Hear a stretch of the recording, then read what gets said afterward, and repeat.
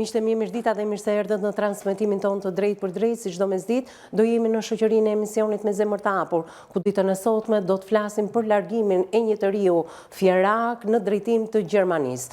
Ai që prej muajit nëntor të vitit të kaluar të 2025-s ka ndërprerë çdo komunikim me familjen. Kjo e fundit është vënë në merak për të birin, për më shumë diqni materialin e përgatitur nga kryeredaktorja e emisionit Me Zemër të Hapur, Anila Akmataj, dhe do shkojmë drejt për së drejti në Fier, aty ku na pret babai i 22 vjeçarit.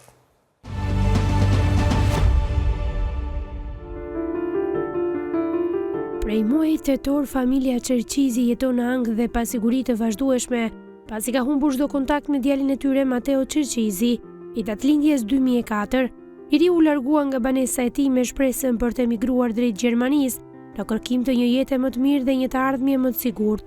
Prindrit e Mateos rrëfejnë mes lotësh ditën e largimit, një vendim i vështirë që sipas tyre u diktua nga kushtet e rënda ekonomike dhe pamundësia për të ndërtuar jetën në vendin e tij. Ata tregojnë se Mateo ishte i mbushur me shpresa, por edhe me frikë, ndërsa mori rrugën e emigrimit duke lënë pas familjen, shtëpinë dhe gjithçka të njohur, që prej asaj dite tetor i kaluar heshtja ka qenë e plot, asnjë telefonat dhe asnjë mesazh, asnjë shenjë jete.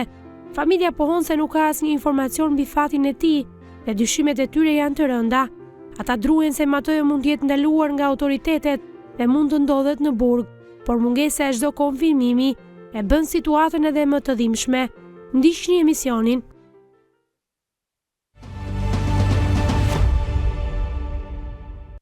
Largimi i të rinjve për një jetë më të mirë është fenomeni i ditëve dhe i kohëve të fundit në këtë shoqëri tranzicioni që po kalojmë të gjithë së bashku. Nuk janë vetëm vitet 90 apo vitet 2000 largimi masiv i shqiptarëve, por dhe kohët e fundit po shikoni që të rinj, por edhe intelektual, po lëm vendin për të larguar jashtë territorit shqiptar. Dhe kjo është një nga plagët më të mëdha tonat, të cilat do t'i diskutoj vetëm pas pak, sepse do lidhem me Fierin fillimisht me zotin Bajram Qerqizi, me babain e Mateo Qerqizit, 22 vjeçarit, por ai është baba edhe i vllajt të Mateos, një 25 vjeçar i cili jeton me qira në qytetin e Fierit. Kjo familje ka shumë problematika të tjera, të cilat do t'i prekim hapasapi ditën e sotme në transmetim, dhe i urojmë me njerë mirëseardhjen zotit Bajram. Zoti Bajram, të përshëndes. Përshëndetje. Me mua në studio do t'jetë avokati dhe ndërmjetësi zoti Ylli Kameri. Përshëndetje avokat, mirë se erdhe. Në krahun tënd Rilda Ajaz, psikologja jonë, përshëndetje.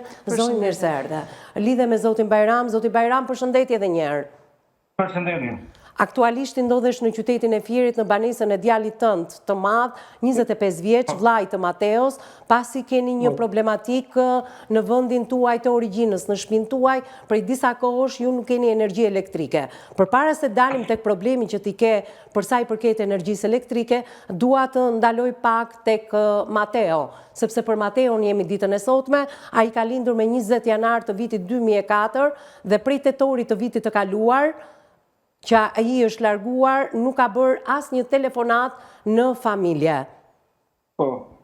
Atëherë, zoti Bajram, unë nisa duke thënë që informacioni i fundit që kam mbritur në adresën tuaj të emailit është pikërisht nga një avokat dhe ndoshta Mateo ndodhet në burgun e Hanoverit. Përpara se dalim tek dyshimet tuaja se çfarë ka ndodhur në nëntor të 2025-s, do doja të dija për çfarë arsye u largua Mateo. Çfarë ju tha ditën që u largua? Mateo në tha, babi tha, unë tha, jam pa punë, tha, do i gjithë, tha, mo, tha, s'ke gjën babi, tha, s'najde me babi, puno i parkohet me mua, nuk ishim njës Bugarej. Moj rrugën me ta shokë dhe nuk e bimë me plejë, babi do i gjithë atë punoj, tha, se këtu dhe nuk dhjetë në. A punonte përpara tetorit të 2025-s Mateo? Çfarë bënte ai në Fier? Punonte me sopa, mi po nuk ndihesh mirë me fjalët e shokët e shikonte që ata kishin, edhe Mateo shikonte, papi tha me vinte çuni mbyllur. Edhe nuk dite nga shtëpia se ma kishin goditur dhe sa shokët e tyre dhe papi tha u kaloi disa kohë, tha do të briste vetë edhe çuni, ta se mu i rrugën e migracionit dhe me iku. Për sa kohësh ka filluar të jetojë i izoluar Mateo për shkak edhe të goditjes nga shokët e tij? Sa kohë qëndroi mbyllur? Deti një Po thoj se 5 muaj, 6 muaj mbyllur. 5-6 muajt e fundit, ai ka qëndruar i mbyllur në banesë. Nuk dilte fare? Pastaj e mirja unë ke qenë papi dhe se në hajtë dritë me papi dhe se qa tjetë, më thoi me kushe e fejsohu se ta goditur. Më fal pak, zoti Bajram, për çfarë arsye është goditur Mateo nga shokët e tij? Fatikisht e gasmonin qunin e bullizonin në bërën fatikisht. Në çdo drejtim e ngasmonin dhe e bullizonin për shkaqe ekonomike, se Mateo kishte pa mundësi ekonomike? Pa të gjitha ndikojnë në pak janë tëra. Kur thua që e bullizonin, për çfarë, në çfarë drejtimi? E që ishim në fugarim. Edhe për kraje nuk ishim, se ishim njerëzit që s'kemi për kraje dhe mështetjes. Jemi njerëz që shikojmë hallet e problemet tona. Pra, ai nuk shoqëroi 5-6 muajt e fundit me asnjë, u izolua në shtëpi? Pastaj krijoi çuni qa shok që vinte në tjerë, nuk i njoh. Edhe babi sa unë do iki, sa e unë dhe të vritëm ta unë do iki, sa. Po se i sa të nuk e qënë babi, po babi sa nuk ka, sa s'punta. Sa kohë përpara ditës që iku ti komunikoj këto gjëra? Këto gjëra mi komunikoj kur iku. Ai është larguar në muajin tetor të vitit 2025, apo jo? Po. Kur ju tha që babi unë do iki edhe mund të vritem, për çfarë kishte, do të bënte punë të jashtëligjshme, ishte i rënduar nga gjendja e tij emocionale, psikologjike? Ai ishte i rënduar sepse i vinte zor donte të ikë të punonte të bënte lekë, sepse babi do të ndymoj edhe juve se jemi dhe ju fukarin s'keni. Ai sa babi se babi po punonte. Do të një sakrifisa të punojnë. Ai nuk shikonte mirë të marrë rrugën e të ikës. Ashtu si po tregoni zoti Bajram, duket sikur stabiliteti i tij emocional dhe psikologjik pas ka qenë i rënduar. Do doja të dija, ju si prindër, e kishit vënë re këtë gjendje të vështirë emocionale, psikologjike, kërkuat një ndihmë profesionale për sa i përket gjendjes së Mateos? Unë nuk kërkova ndihmë, pa e ti vinte shumë turpë dhe zorë. Edhe babi thoshte mua, më vjen zorë, thoshte më vjen turpë, thoshte mua, mos më nxirr mua në këto probleme, thoshte të tare se të ti të qatë këto probleme. Pra, ju si prindër i kishit vënë re, por refuzoi nga Mateo, apo jo? Po, i vinte zorë. Të shkonte tek një psikolog. Mundosha të punoja gjithmonë një hipje në një lek, që që babi do të maj babi, kam dhe gruan e punon në strukë në përsera, dhe tani që më mori telefon, sa. Ajo, e s'ko krelodit në qanë do vrasë vetëm, nise u grua që ke. Do vi djali një të gjithë, po s'kemi marrë me, asë një dojë kjo pasionin për gjatë. E kuptoj. Lidhja ka qenë me sa duket e ngushtë me ju si baba, po me nënën dhe me vllajin, si kishte marrëdhënie? Me nënën i kishte më shumë i kishte dhe me nënën, me gruat time, dhe me vllajin i kishte. Po? Më shumë. Mua nuk më hapësh dhe ai shumë. E mban mend të ditën që u largua? Në tetor ka ikur djali fatikisht në tetor. Po? Edhe me sa tetor? Me sa tetor? Na mirë të në nëndor nuk e maj mirë datën, na mirë të nëndor në telefon, babi jam mirë po punoj. E po mirë, thoshtë ma. Atëherë, zoti Bajram, le të ndalojmë këtu. Ju nuk e mbani mend me sa tetor ai është larguar? Nuk e maj mend, jo. Në ç'më mënyrë u largua nga Shqipëria Mateo? Nuk e di, nuk e di. Ai më tha mua babi unë do ikë se do bëj të pamundur. Atëherë, të lutem, kush ja siguroi parat për t'u larguar nga Shqipëria? Pra, ai iku drejt Gjermanisë direkt? Nuk e di se si ka qenë historia, se si ka ikur. Po si ka mundësi? Unë punoja vetë dhe i mbaja një kardeku vetë aty të Pra, do ikte me autobus, do ikte me avion, ju nuk keni asnjë të dhënë? Për sa i përket ikjes? Nuk e di me çfarë ka ikur, nuk e kam të dhënë me çfarë ka ikur, por ai ndoshta ka marrë 100.000 lekë aty që unë mbaja 200.000 lekë i maje për bukë. Po? E që të vija një fjalë të kaloja mojnë me ato dhe djali ka marrë ato 100.000 lekë dhe ka mundur dhe ka ikur me ato lekë. Pra, nga 200.000 lekë të shtëpisë për ushqime, ai ka marrë 100.000 lekë nga ato, çfarë do të thotë dhe mund të dyshojmë që mund të ketë ikur me autobus, duke qenë se bileta e avionit mund të bëjë pak më shumë se sa 100.000 lekë ose diku asaj shumë. Gjithsesi, nga dita që iku, çfarë ka marrë zoti Bajram me vete Mateo? përveç mjeteve të identifikimit? Pashaport tjetër, kartë identiteti? Edhe patentën e tij e kanë dhënë, patentën e makinës. Patentën e makinës, rrobat e trupit? Po. Dhe ishte përshëndetur me nënën, me vllajin? Nuk e di, me nënën nuk e di, se më kanë treguar se dhe vetë jam i smur dhe vetë. Unë jam dhe smur dhe vetë, fatikisht unë kanë qenë vetë në Gjermani dhe nuk dhe shumë kohë i kanë punë e smundis. Kjo ishte hera e parë që Mateu largohej jashtë Shqipërisë? Nuk e di, ka jesë largohë, më duket edhe një herë tjetër, nuk e di. Dhe ku ka qenë herën e kaluar? Ka qenë Itali të vllai, s'm ka pasur çunin tjetër të madh në Itali dhe ai tani pati të probleme dhe shtu jam tjetër.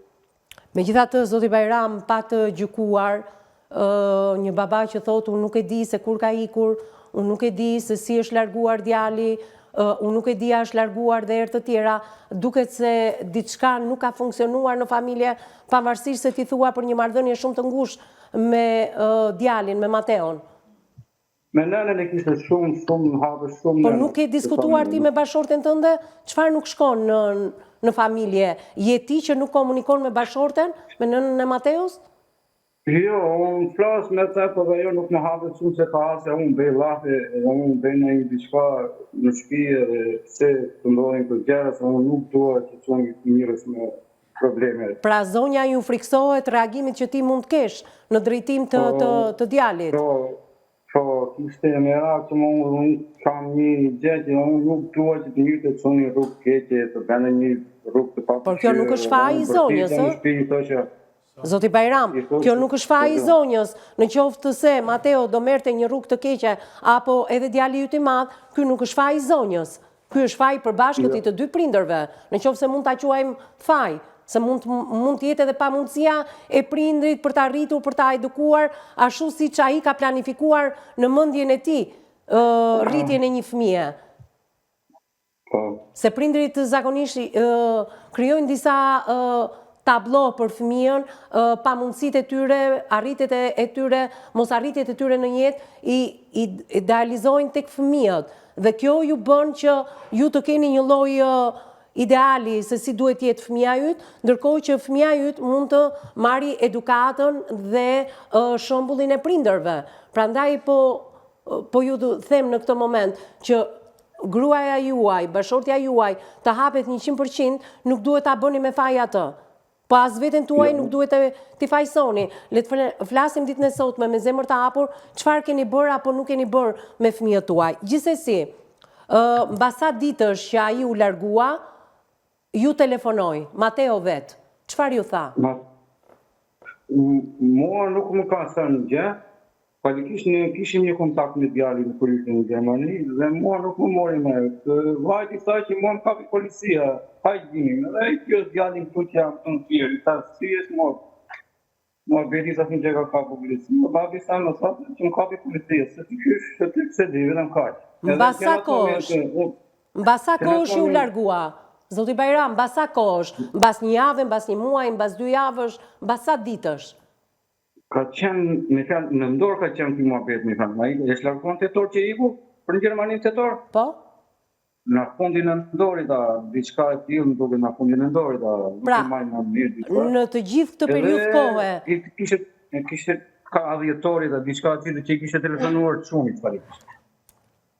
E kuptoj. Në të gjithë këtë periudhë kohe, ai kishte telefonuar dhe më parë, jo telefonatën e fundit. Pra, pak më përpara thej që jo, më dëgjo pak më përpara më thej që ka telefonuar dhe më tha që po punoj. Pra, ai ka arritur shëndoshe mirë në Gjermani. Ju ka thënë që po jetonte në Hanover, apo jo? Ndysë do, nuk e di një. Po nuk e di mirë, veni që ku rrinde, nuk e di. Ku po jetonte? Me shok, kishte një banesë, çfarë pune po bënte? Nuk e di, babi sa unë do punoj se kamarir, tha, të gjithë punën sa e kamarir, tha, në një fabrika, nuk e di si shumë, ka thënë. Pra, këto ti tha për para se të ikte, po në momentin që arriti në Gjermani, atë komunikoi çfarë punë bënte? Me kë jetonte, kush ishin shokët e tij? Keni një informacion? Jo, shokët nuk i di, as unë s'na tregoi me këtë do ikte, s'më tha gjë që unë do iki për t'ikur thaj, po se me kërë që isha tek nuk më tregoj me këtë iku. Po në momentin që mbriti, a e keni pyetur? Në momentin që mbriti në Gjermani? Po, e pyeta, babi thashun si e mirë, jam e ca shok, vetëm kajnë të thënë. I thash nga janë ata shokët, jam nga tjeri, babi, dhe janë shok. Kajnë të thënë, e hapë pyet për babi, puno. I thash, po, punoj se një punë kamarjer. Më falë, a i punon të kamarjer. Qëfar gjuhë dinte Mateo? Italisht në ndinë shumë, pak. A i dinte gjuhën italiane? Pak, se ka qenë Itali. Se ka qenë në Itali dhe dinte Ka italisht. qenë në Itali të vlaj, në Itali, mori vlaj sa po, ndërdi një 2 muaj, 3 muaj në Itali. Me Ka gjitha qenë të... dhe vetë në Itali të qunit, se unë e kam qonë në Breshje të qunit fatikisht, e kam qonë në një shkollë, Po. për të bërë letrat të tim, Po. në një shkollë italiane në Breshje, edhe të qunit pasaj doli në ajo. Para sa kohësh ka qenë në Itali në breshja të Italisë? Qunit ka qenë pambushën moshën nivel 16 vjeç. 16 vjeç kështu ka qenë. Edhe unë nisa unë për një Itali qunit. Për të futur në shkollë për të bërë dokumente qunit. Pra, ju me djenin tuaj të plot, në moshën 16 vjeçe keni nisur drejt Italisë, që ai të shkonte në një shkollë të dorëzohej tek autoritetet italiane dhe aty të pajisej me dokumenta. Që të bëhesh me letër në një shkollë aty. Shkaku që u rikthye nga Italia në Shqipëri?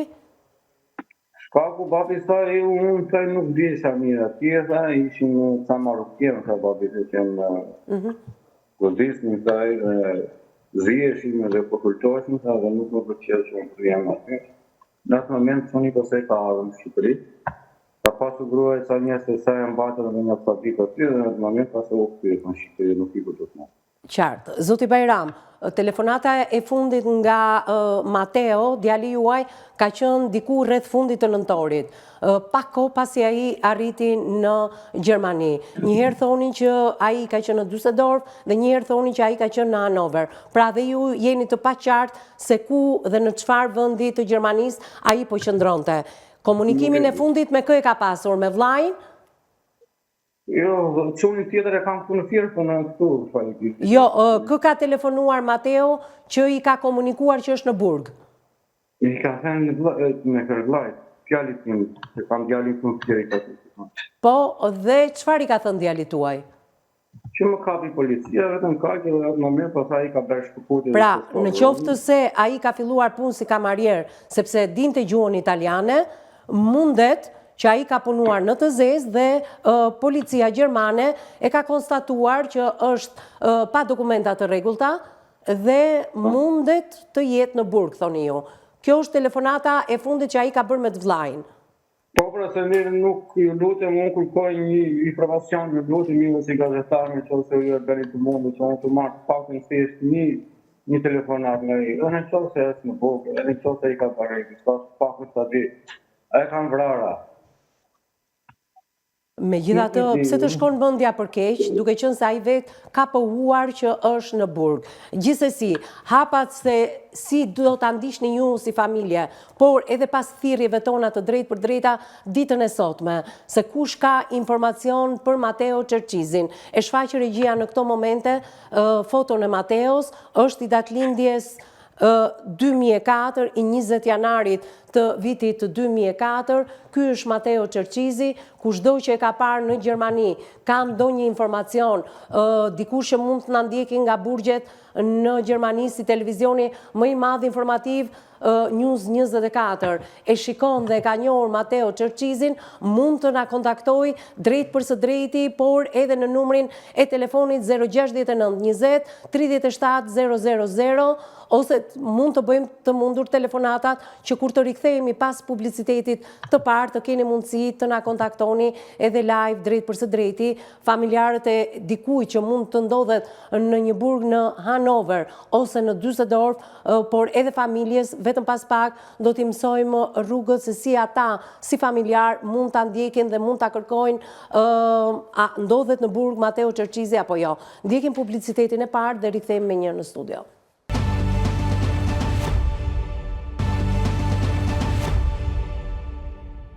Mbas hapësirës së parë publicitare jemi drejt për së drejti në studion e emisionit Me Zemër të Hapur. Ditën e sotme jemi në kërkim të një të riu 22 vjeçar i quajtur Mateo Çerçizi.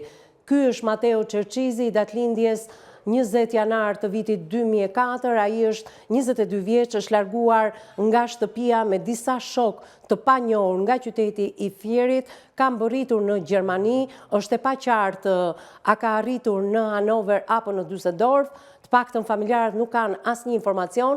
Ai ka thënë familjes që punonte kamarier pasi ishte njohës i gjuhës italiane dhe në fundin e nëntorit, pak kohë pasi kishte arritur në Gjermani, ka telefonuar të vllajin duke i thënë se e ka kapur policia dhe ndodhet në burg. Megjithatë, dyshimi i familjes, ju e dëgjuat babain në pjesën e parë, mendja gjithmonë në të tilla situata të shkon për më keq. Megjithatë, Mateo Qerqizi kishte shfaqur probleme emocionale dhe psikologjike 5-6 muajt e fundit përpara se të largohej në muajin tetor të 2025-s, të vitit të kaluar. Ai ka qëndruar i izoluar për shkak të bullizmit, ashtu siç tregon babai Zoti Bajram në studion e emisionit Me Zemër të Hapur. Në tetor të 2025-s, ai ka marrë 100.000 lekë të vjetra nga familja, ka marrë kartën e identitetit, ka marrë pasaportën, ka marrë patentën, rrobat e trupit dhe është larguar, por mënyra se si është larguar nuk dihet. A është larguar me autobus, me makinë, a është larguar me avion, por familja nuk ka informacione të detajuara. Gjithsesi, ka një rrugë që duhet të ndjeki familja duke kontaktuar fillimisht edhe ministrinë tonë të jashtme, por i përket avokatit dhe ndërmjetësit Zoti Ylli Kameri për ta treguar këtë gjë, por do doja të dija diçka. Zoti Bajram, më ndjek? Po. Ju thatë që në moshën 16 vjeçe, ju e kishit nisur drejt Italisë për të shkuar që ai të pajisej me dokumenta si një minoren, i braktisur ndoshta nga familja, në një shkollë në Itali.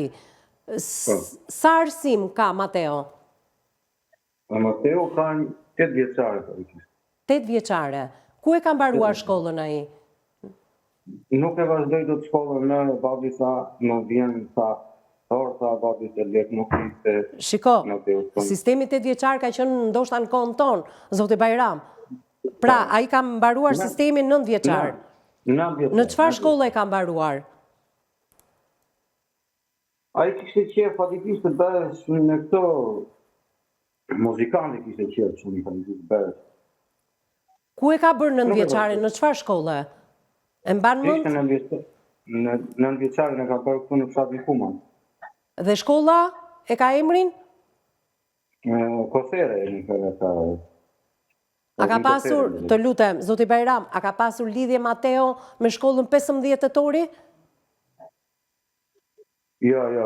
Ai kishte vetë qef që ai i kishte kondonte vetë, kondonte kështu. Kishte qef që në thoshte babi vazhdimisht më të çotë shkollën muzikës. Pra, ai nuk ka qenë frekuentues i shkollës 15 tetori? Jo, nuk ka qenë.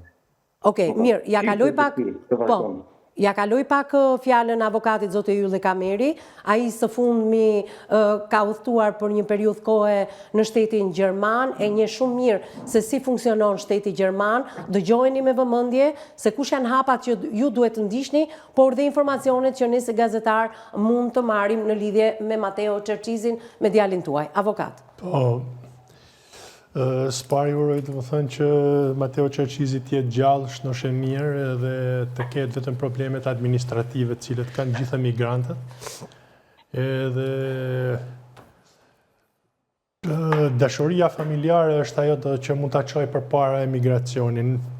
Du të flasë diçka, dhe më thënë që në fillimet e karrierës time unë jam marrë me shumë me emigrantët, sepse ishe një shtrese për buzër, ishe një shtrese veçantë shoqërore, e cila sillte vetëm të mira materiale në Shqipëri dhe nuk shikonte as progres, as përkrahje, as mbështetje sociale apo shtetërore.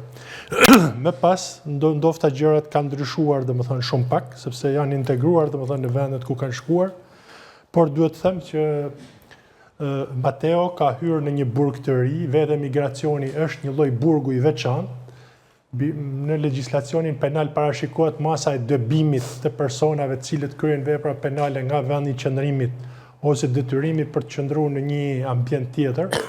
Dhe realisht një person i cili niset në migracion pa dokumente, pa asnjë mbështetje, duke u bazuar vetëm në fjalët e bukura që mund të gjej, domethënë, nga personat cilët merren me trafikimin e personave, apo qoftë personat cilët japin një ndihmë të zakonshme,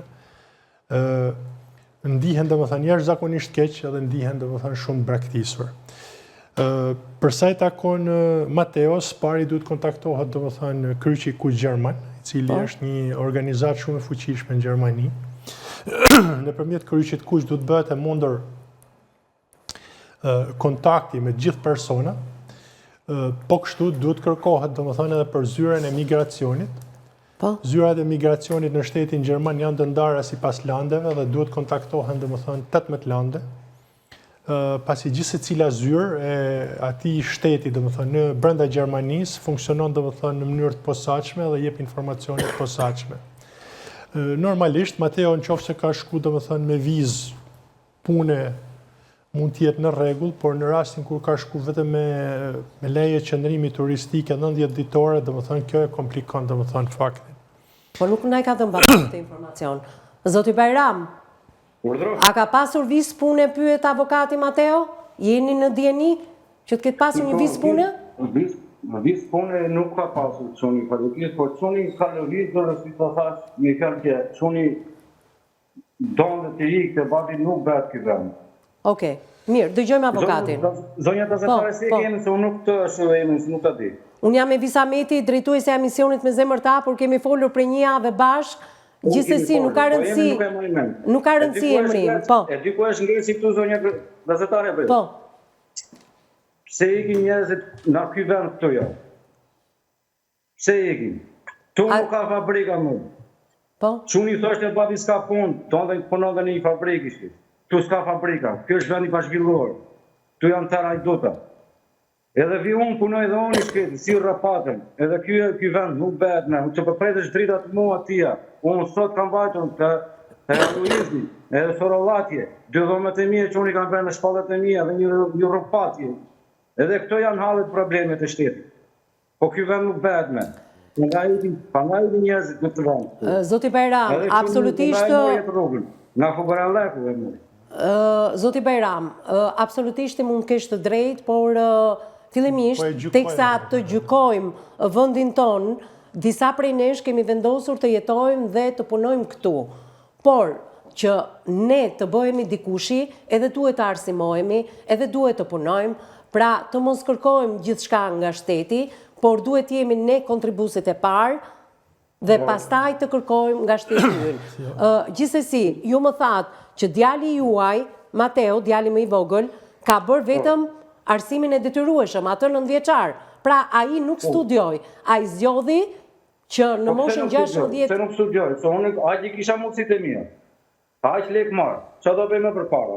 Po pse të shkonte në shkollë, Mateo, çfarë kosto kishte? Për ty që nuk e përballoje dot. E shikonte tjetrin që mirëte, e shikonte tjetrin që donte rrobat e mira, aty ti vinte zor. Papi sa ai ata kanë, unë s'kisha mundësi që unë t'jap të tërë kushtin. Qartë, unë këtu të kuptoj. Si më ka llogaritur mua me të rrugë që kam unë dhe me postën që jam. Mos thoj ti mua. Atëherë, dëgjoj. Prandaj i njerëzit vetë me këtë vend këtu ja. E prandaj i djalim, jo vetë djalim, po gjithë shqiptarëve. Po si mund ta largosh një minore në moshën 16 vjeçe dhe t'ja dorëzosh shtetit italian? Atëherë, dëgjojmë pak avokatin, të lutem. Po, avokat mund ta marrësh fjalën në çdo moment. Unë flas diçka, emigracioni në vetvete është një plagë shumë e rëndë shoqërore. Mateo dhe kushdo emigrant që është largu nga Shqipëria, pa zbatuar rregullat apo ligjet, nuk flas domethënë se në ç'formë formë apo në ç'mënyrë e ka kryer. Normalisht nevoja ekonomike, nevoja për progres social, nevoja për të ndjerë i vlerësuar, nevoja për të realizuar ëndrat dhe dëshirat, nevoja për të krijuar familje, të shtyn që të shkosh drejt emigracionit edhe të përballesh me emigracionin. Normalisht, unë kuptoj jashtëzakonisht mirë zotin Qerqizi dhe familjen e tij. Ato kanë problemet e veta, në 30 vite, domethënë që 40 vite, domethënë se mund të jemi edhe moshatar, kanë pas probleme, domethënë vazhdimisht familje, nuk e kanë gjetë vetveten edhe nuk kanë arritë, domethënë që të integrohen në atë formë që të krijojnë një biznes, një pasuri, domethënë të veçantë. Korrupsioni, pasojat sociale, mungesa e investimeve, ajo që villet, pesimizmi të shtyn, domethënë që të zgjedhësh gjithmonë rrugë të cilat nuk të shkon nërmend, dhe unë për atë thash, një emigrant i cili largohet nga Shqipëria shkon në një burg të ri, në një burg ku do të filloj që spari, që të filloj hapat një nga një, që të hell hapat njët edhe të integrohet. Tashti, një personat mund të largohen në shumë forma. Besoj që spari duhet pa tjetër që ato të marren me konsulencën konsulore, të gjejnë një zyrë apo një person i cili jep konsulencë për sa i takon mënyrës se si shkohet në Gjermani, mënyrës se si shkohet në Itali, mënyrës se si shkohet në Francë, mënyrës se si shkohet në një vend tjetër, pasi tashma informacioni është i bollshëm edhe lehtësisht i aksesueshëm, qoftë nëpërmjet faqeve të internetit, qoftë nëpërmjet ambasadave, qoftë nëpërmjet publikimeve të ndryshme. Së dyti, nuk duhet në çdo rast të bëhen pagesa për të shku në emigracion, të paguhen personat cilët nuk janë të licencum, nuk lëshojnë faturë, nuk përpiqen që të Nuk besoj se është ky rasti, nuk e besoj që të jetë ky rasti. Të dalim edhe te rasti, sepse për të përgatit për shku në emigracion duhet bësh paktën disa veprime minimale. Po kjo nuk është hera e parë që Mateo është larguar jashtë territorit. Spari, duhet kesh... Një prind e ka çuar me vedije të plot një minoren, sa minoren kemi ne që prindrit i kanë lënë rrugëve të Europës. Po pra, unë kuptoj është zakonisht mirë. E kanë çu edhe nuk presin që të krijojnë lidhje me ta. Dhe aty nuk e gjeti veten Mateo. Po pra, ky është burgu, pra, kjo është qelia. Në qelinë e burgut je izoluar, në qelinë e dhomës 2-2, ku jetoj 20 vetë në Gjermani, je izoluar. Ja ta dëgjojmë pak se kërkon ndërhyrjen? Po, zoti Bajram. Dëgjoj ku është ngerçi këtuja. Ngerçi është këtuja, sepse të gjithë shqiptarët që i ikin nuk kanë punë me zemra ime. Tu nuk ka punë, nuk ka shpillim ky vend. Tu s'ka fabrika, ku i ke fabrika? Tu s'ka një lloj fabrike. Si do ta bëj fabrikën e superfosfatit që thot bujësia? Po do ta marrë plem ky. Tu s'ka fabrika me zemra ime. Tu nuk ka asnjë lloj zhvillimi më thënë. Unë po rropatet me dritat, po bëj demonstracionet. Po pra, shteti thotë rropat andaj nuk ka shtet, prandaj është vendi pa shpinor. Apo ma kupton fjalën. Tu janë vetëm krim. Të lutem përveç analizës se kush e ka fajin, ju lutem, a mund të fokusohemi? Shteti thotë rropatu të te, rropatu andaj. Zoti Bajram.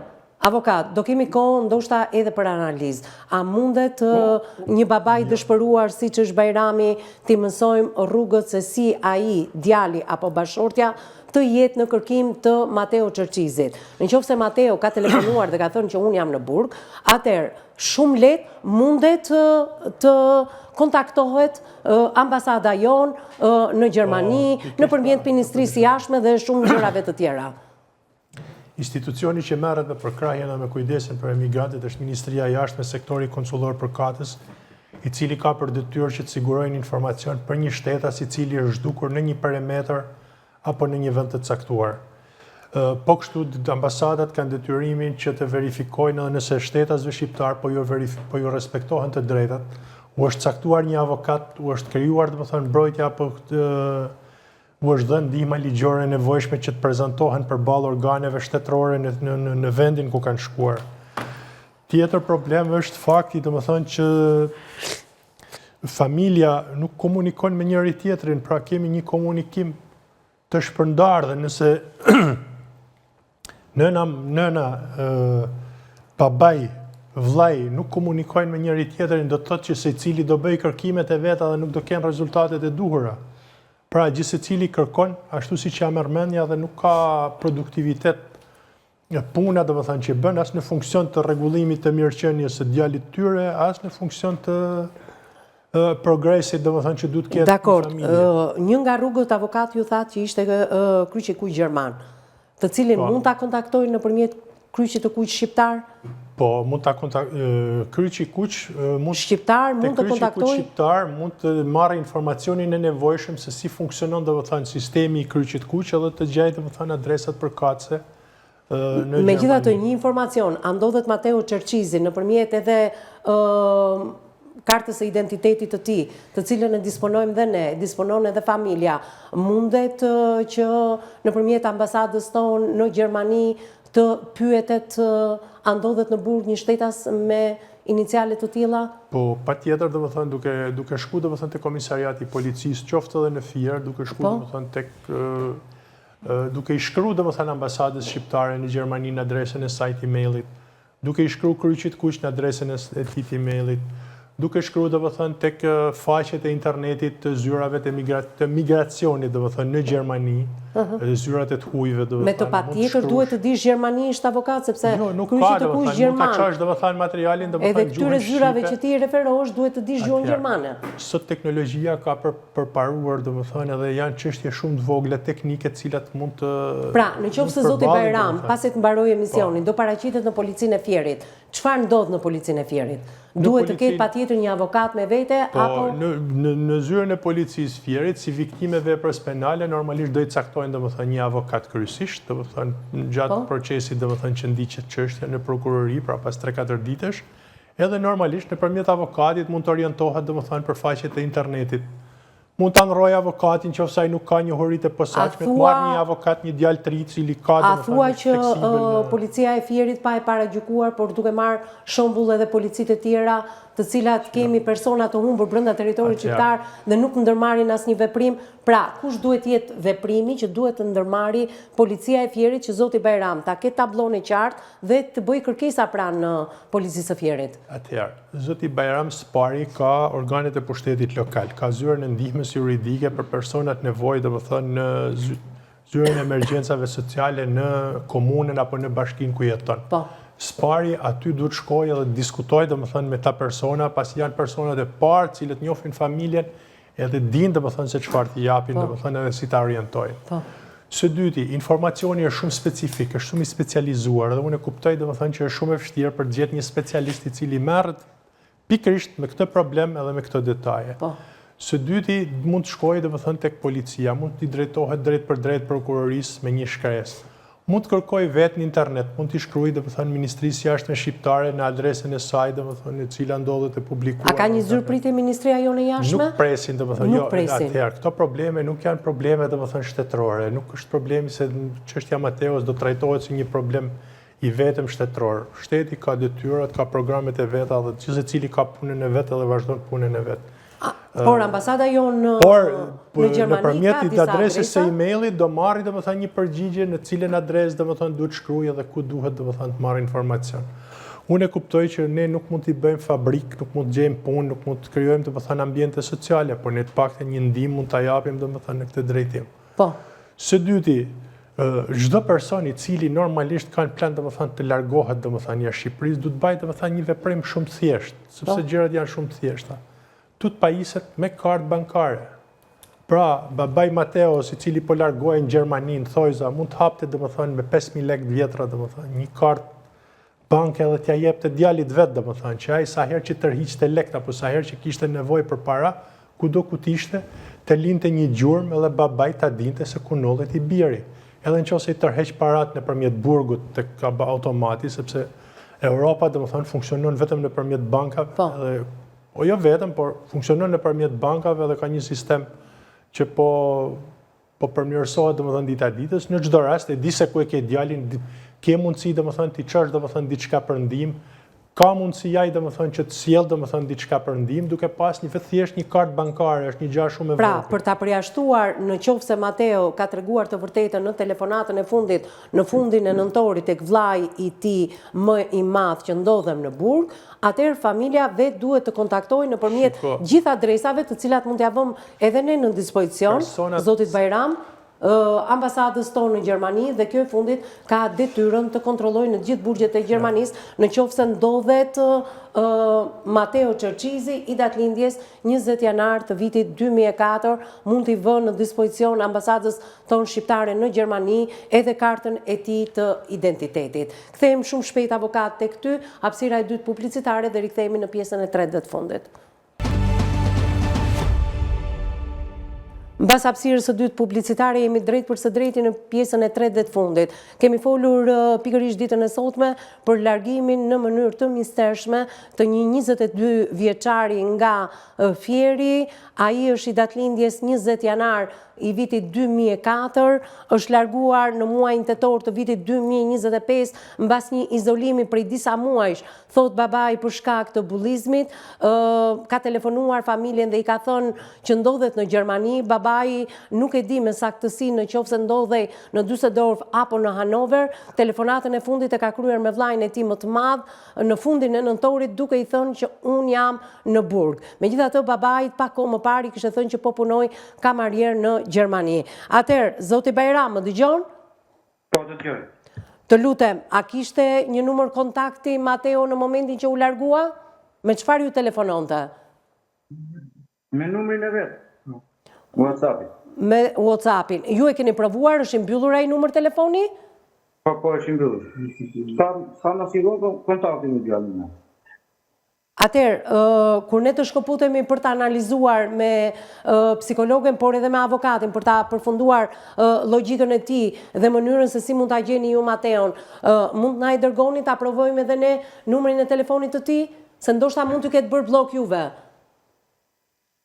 Jo, s'ma ham edhe të bëndë blok çuni, ndoshta me mua ndoshta se kishte shumë atë që të fliste. Po? Edhe fliste, kur mi thënë që ai prekës dhe donë mua, më fliste, po më shumë herë fliste me nenën. A mendoni se mund të jetë vetë izolim që pati edhe përpara se të largohej? Nuk do ai, është zgjedhja e tij për të mos folur me ju? Jo, ai ishte i mbyllur në atë moment me fjalë që nuk dite nga shtëpia, i vinte me fjalë që s'do me të zhjesh me shokë dhe thoshte babi më godasin, në bëjnë. Edhe ai u mbyll sa një parkohë brenda. Po mirë pra, zoti Bajram, për çfarë godisnin? Kjo është edhe pyetja që më vjen. Si mundet të goditet një djalë 22 vjeçar, i ri, i fuqishëm, për çfarë e godisnin? Po kohë pra, janë çuna të rinj, ke pra e shikonin çunin, me fjalë se ishte i vetmuar, edhe ata bëheshin përbashkë dhe çuni ishte vetë. Kjo ishte ideja e gjithë. Pra, ti e përjashton pistën që ai vetë mund t'ju ketë bllokuar juve dhe është zgjedhja e tij për të mos kontaktuar me ju. Jo, s'ma hamene, çuni jo s'rinde kur pa t'jem. Biles mua dhe gruaja më thoshte, ai nuk rinde kur para nenën e vet. Ai mamës. Pra, ju e besoni fjalën e Mateus që ndodhet në Burg? Ju e besoni fjalën e Mateus që ndodhet në Burg? Apo se the në fillim mendja më shkon për më të keqen? Mua më shkon mendja për të keq, dhe se unë s'ka marrë asnjë lloj informacioni, unë atje më shkon mendja. Po pse nuk e besoni informacionin që mund të jetë në Burg, se vetë ai ka telefonuar djalin tënd më të madh, vllajën e tij, duke i thënë jam në Burg. Jo, në atë moment e kishte kallë policia. Në atë moment e kishte telefonuar çunin babi, ishte djali që mua më kapi policia. Edhe ishte djali, kam kom me Mateon, kam marrë jo. Po si ky djali më tha mua babi Mustafa në momentin më kapi policia në Gjermani.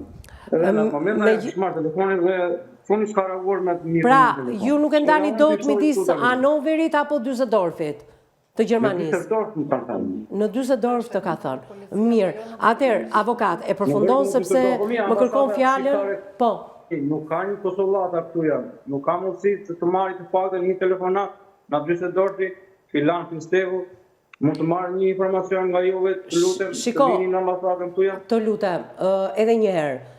Të gjitha këto bëhen në emër të familjes. Gjithsesi, edhe ne pas transmetimit të sotëm do të mundohemi të lidhemi me ambasadën, por keni parasysh që familjarët, nëna, babai dhe vllai duhet të bëjnë kërkimet, sepse ndoshta neve si gazetar mund të mos na japi informacion, se jemi të huaj për vetë Mateo Çerçizin.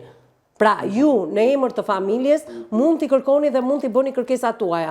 Por kjo nuk do të thotë që edhe ne nuk do t'i bëjmë këto kërkesa. Se dëgjoj që unë flasë dhe ju jap informacione dhe më miraton avokati zoti Ylli Kameri. Atëherë, avokat, është një pyetje që bëri zotëria, vetëm të lutem më kërkon fjalën edhe psikologja të ndërhyj, sepse me sa duket situata është shumë më e rëndë për Mateon dhe për familjen e tij se sa mund ta imagjinojmë ne.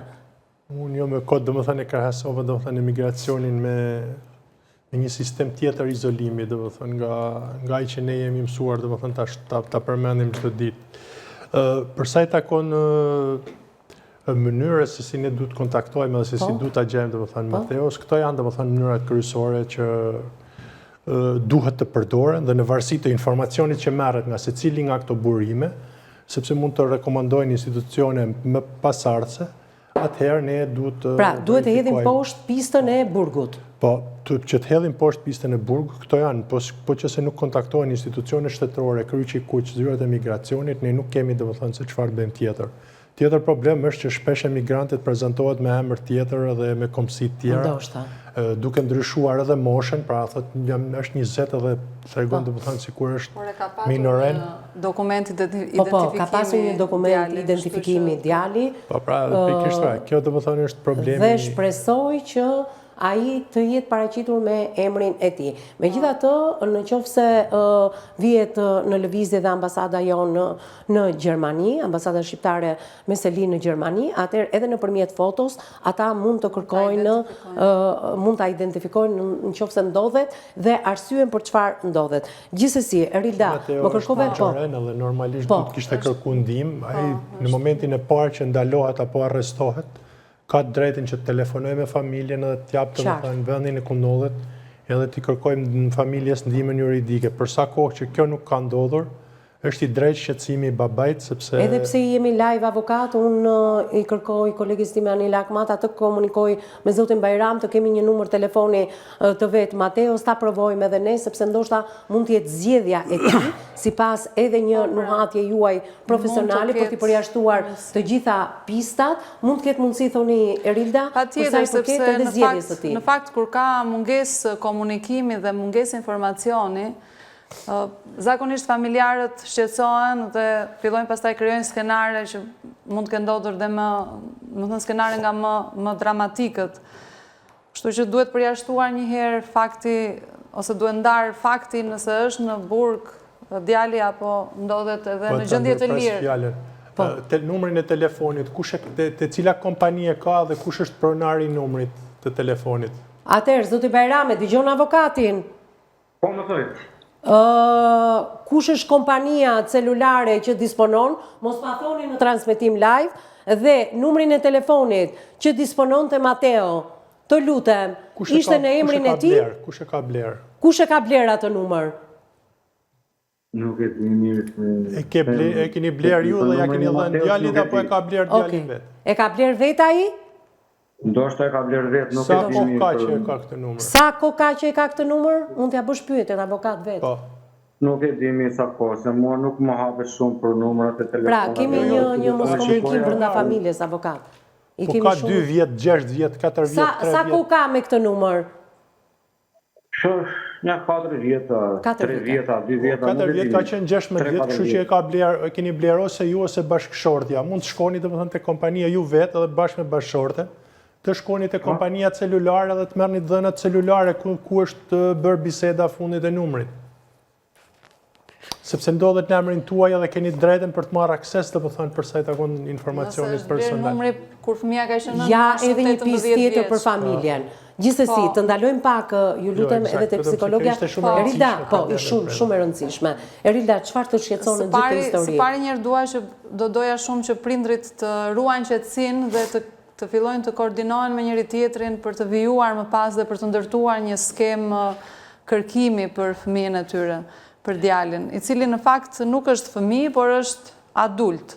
Dhe duke qenë adult, ashtu siç e theksoi dhe avokati, në çfarëdo lloj burgu, edhe jashtë shtetit aq më tepër, ekzistojnë të drejtat për të komunikuar dhe për të lidhur dhe për të informuar familjarët.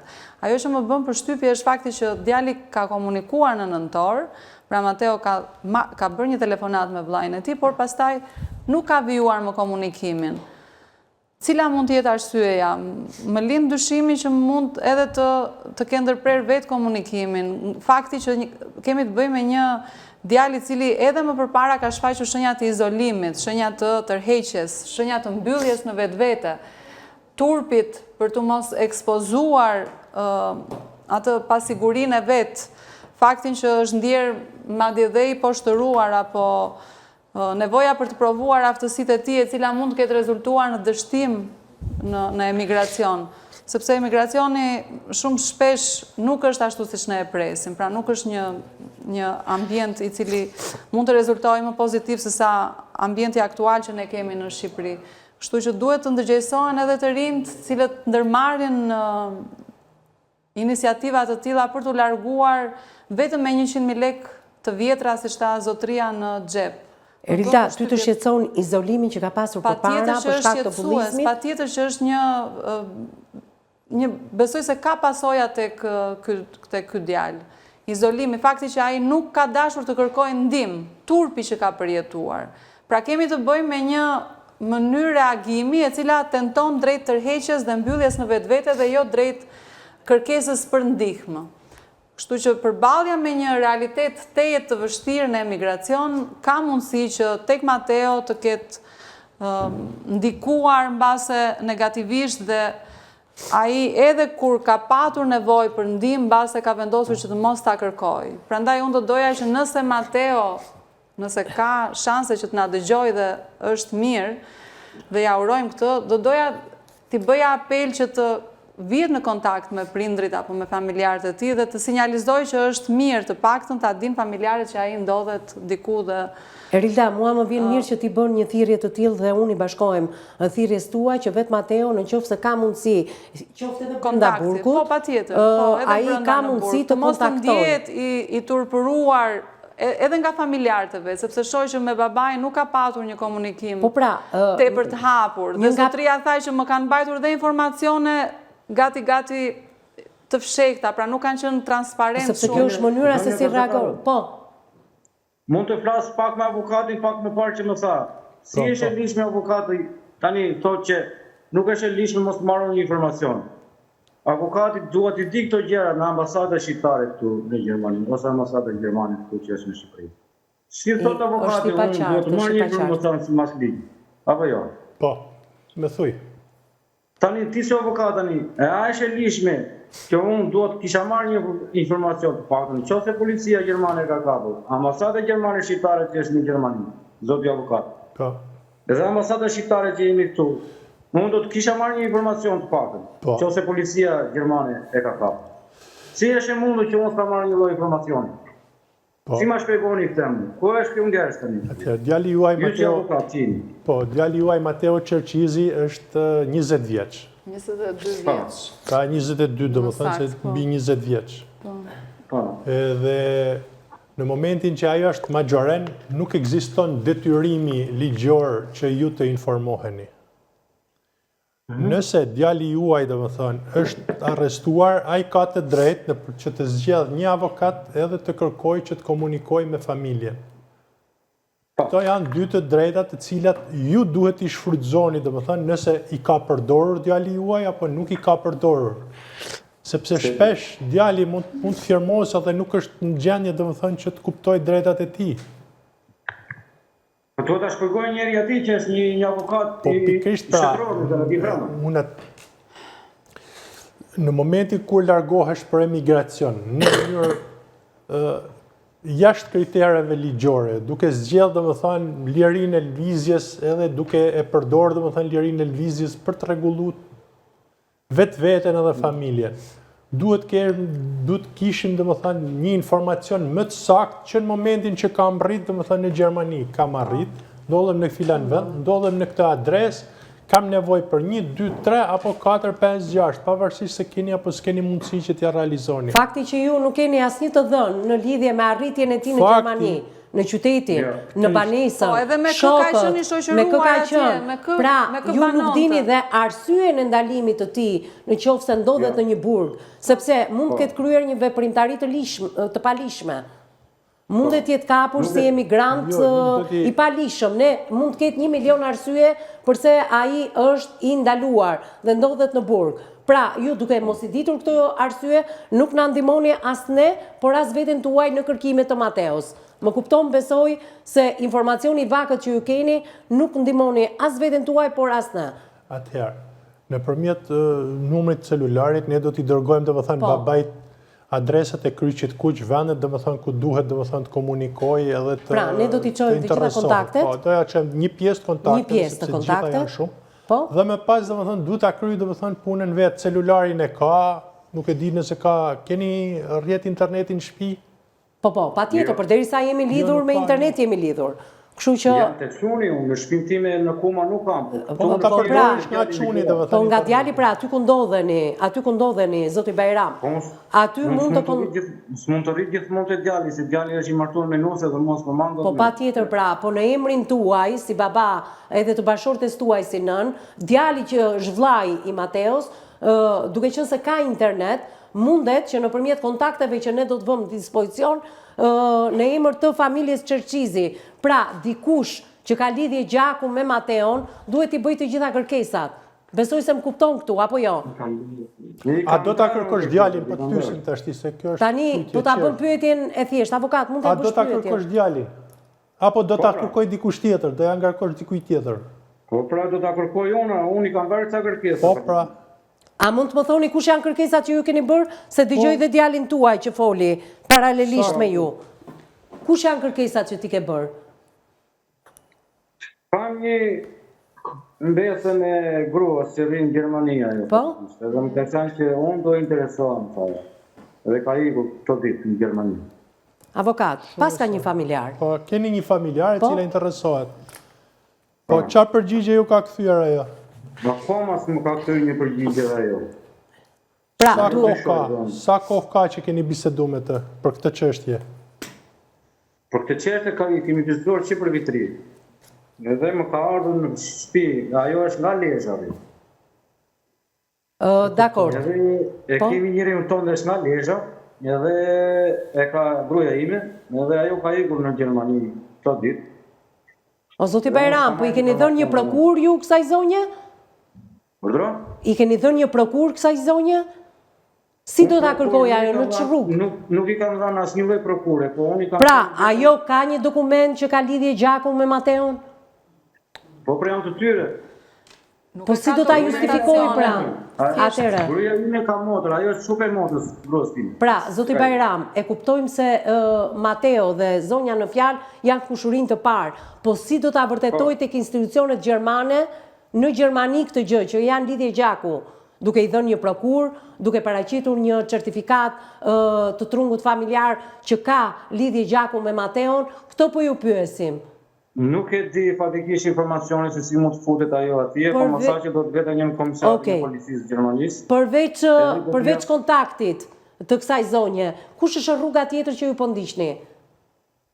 Rruga tjetër është duhet të di informacionin, nëse është brenda, ta di dhe unë të mbledh mendet, edhe ai nëse është brenda në burg vetëm faq. Është brenda dhe unë të mbledh mendet. Shiko, nëse Mateo është në burg, ka në dispozicion numrat tuaj të telefonit se celulari i sekuestrohet. Nuk e ka me vete. I marrë me numrit çuni nuk e di, i marrë me numrat e tanë si man nuk e di. Kjo është ide. Do me thënë, a i mban mend numrat tuaj, apo ka frikë t'ju kontaktoj pse është në burg? Pra, kjo është mendimi ideali tani. Tani ka një rrugë zgjidhje. Kjo se mua nuk më kontakton djali dhe ka frikë të më marrë që unë jam në burg dhe thotë që unë kam bërë një gabim të përjashtëlishme, unë do t'ja falë djali, do t'i them vetëm nga kontaktorët shumë të dinë në qoftë se ti ke bërë një gabim, pamen e një telefonat të di. Po pra zoti Bajram, shumë e sakt kjo që sapo thatë dhe shumë korrekte nga ana juaj kundrejt djalit që mbasa ju dëgjon dhe e kupton që duhet bëj tentativën edhe ai të komunikoj, pra edhe nga burgu nuk e pengon njeri, përderisa ai komunikoj me vllajin, atëherë për çfarë arsye nuk ka komunikuar që prej nëntorit? U bën tashmë 2 muaj, mbi 2 muaj që nuk komunikon me familjarët. Pra mund të ketë arsyet e veta personale dhe duke qenë një person adult, ka dhe të drejtën dhe të zgjedhë mos komunikimin. E di që është e dhimbshme për familjen dhe shumë e rëndë, megjithatë duhet të analizoni ju vetë në familje me njëri tjetrin, duke e njohur më mirë Mateon dhe të kuptoni se si mund të reagojë ai në këtë situatë, ku mund të jetë futur. Mirë, ai gjithmonë kontaktet e kishe me nënën e vet, po thamë shumë më. Për nënën ai nuk rrinë dot ai fliste çdo ditë me nënën. Me nënën ai hapës më shumë të thamë mua. Po, do t'ishte mira që ne të lidheshim edhe me zonjën tuaj një ditë për të marrë më shumë informacione me të.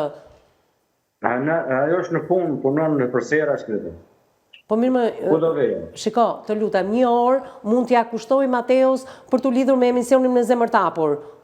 Pra duhet të kuptoj zotëria Sot dakord, një ditë se sa e tjetër. rëndësishme është që t'i dedikohen misionit të tyre për të kontaktuar dhe për të vënë në zhurmët e djalit, duke sakrifikuar edhe oraret e tyre të punës në këtë rast. Pra, gjithsesi, ne do ta lëmë një ditë që zonja ta ketë mundësinë të lidhet vetëm një orë me programin dhe më pas informacionet që do na japi zonja dhe të gjithë rrugët që do ndjekim së bashku, ju ka orientuar avokati, ky emision do hidhet edhe në kanalin tonë në YouTube, mund ta dëgjoni 3-4 herë çfarë ju ka thënë avokati, si mund të kontaktoni, vetëm duhet kuptoni diçka. Jo të gjitha institucionet mund të kthejnë përgjigje ne si gazetar, por në qoftë se ju, si familjar, keni të njëjtin mbiemër, deklaroni që jeni babai, nëna apo vllai i Mateo Çerçizit, atëherë institucionet kanë detyrën ligjore por t'ju kthyer në kohë reale një përgjigje se ku është Mateo dhe çfarë ka ndodhur me të. Më kupton, besoj në këtë pikë. Mirë, unë falenderoj psikologen, avokat, ke diçka të fundit, se shikoj që në kohë reale vazhdimisht edhe... Jo, po kërkoj. Po kërkon, vazhdimisht. U dërgova dhe më thënë numrat e telefonit edhe emailin e zyrës së kryqit kuq në Gjermani, ku duhet të interesohemi dhe më thënë për Mateo, nevojitet dhe më thënë certifikata, të interesohet dhe më thënë me gjithë dokumentat e plota, një fotografi në qofë se kanë. Certifikata apo mund t'i nisim edhe kartën e identitetit? Po që të ketë dhe më thënë zëtëria, të ketë? Kartën e di që e ka se nga ka dërguar dhe ne. Dhe do të marri dhe më thënë një përgjigje. Normalisht do shofim dhe më thënë e shikoj që ti e ke filluar punën tënde në fakt në kohë reale për ta ndihmuar. Faleminderit avokat. Shumë faleminderit edhe për ndihmën. Të gjithë këtë... Prandaj edhe pyeta, do kërkoni ju apo doni t'ua kërkoj dikush tjetër? Pyeta do më thënë pyetja që e hapur në që e tjepë të informacion. Më kërkoj edhe duhet të paktën një informacion dhe unë do të falenderoj jashtëmas. Avokat, ngeli befasuar nga kërkesa. Do përpiqemi dhe më thënë që gjemë që ofse kemi dhe më thënë certifikatën, do nga dërgoj certifikata, do nga dërgoj fotografi. Atere, e keni një certifikat të Mateus personale, por dhe familjare? Do të nxirr. Do ta nxirrësh nga Albania, do na kontaktosh, me njëherë do t'ja japim avokatit, por dhe të dhënat që avokati nxori në kohë reale, edhe ju mund të nisni punën tuaj dhe mund t'i nisni paralelisht në tonën. Adresën tuaj emailit, do të thënë që ta kemë. Avokati punën e tij me që ja bëre kërkesën live, edhe ju si familje dhe këto 3 rrugë mund na çojnë në një rrugë të përbashkët në reagimin e Mateo Çerçizit që e kemi kërkuar ditën e sotme në transmetim të drejtë për drejtë. Zoti Bajram, për gjithë ata që e njohin Mateon, që dinë se ku ndodhet Mateo, ose dhe vetë Mateo, çfarë do t'i thoja? Do të thoshja që të paktën një informacion nëse është të lidhshëm me djalin. Po vetë Mateo, çfarë do t'i thoja? Mateo t'i them që të paktën na bëj një telefonat dhe të na thojë, babi, jam gjallë, jam brenda në burg, paktën një informacion, të paktën duhet ta kisha marrë nga djali, po unë se ka marrë. Mirë. Besire i shtetit shqiptar, ambasadës gjermane, të paktën të marrë një informacion, edhe nëse brana ose nëse ka marrë. Mirë. Ligji është ligj dhe ne do të batojmë ligjet. Dhe edhe qysh janë rregullat e ligjit. Paktën një informacion duhet ta kisha marrë. Zoti Bajram, do mbetemi bashkë në kontakt, çdo informacion që do t'ju vi juve mund na i jepni dhe ne, në të kundërt çdo informacion tonin do t'ju përcjellim edhe juve si familjar. Faleminderit që ishe në transmetim ditën e sotme. Do mbetemi në kontakt për të pasur edhe ndonjë ditë bashorten tuaj drejt për së drejti, duke qenë se nëna e Mateos ka më shumë informacione për të se sa ju. Faleminderit dhe ju përshëndes nga Tirana. Faleminderit miq që na keni ndjekur drejt për së drejti në ekranin e televizionit më të madh informativ në vend, në televizionin News 24. Bashkë takohemi në ditët në vijim, deri atëherë më takofshim.